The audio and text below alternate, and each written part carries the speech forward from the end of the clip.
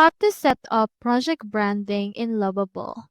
So in order to do that, we first need to head over to our lovable.dev, sign into your account, and then access the project that you want to set up the branding with. As you can see, it is actually a website remixed from other person. So let's head over and set up its branding.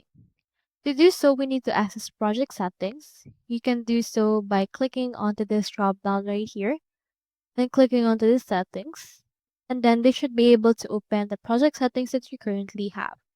Into this part, just scroll down and you can see in here this analytics and likes. You can change its project visibility as well as its category here. So for example, let's make this personal. And into this part, just head over and then rename it.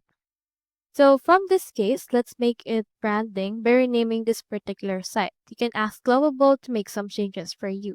So let me prompt right here. In here, you can send Lovable the actual font that you want to use, as well as the colors, particularly the hex code that you want. And you can also attach the logo by clicking on this plus icon, attaching in here some options or some images that you wish to use as your logo, and then send it to Lovable in order to make it a personal branding for your actual project. So that's how you set up project branding in Lovable. I hope this video helped you out.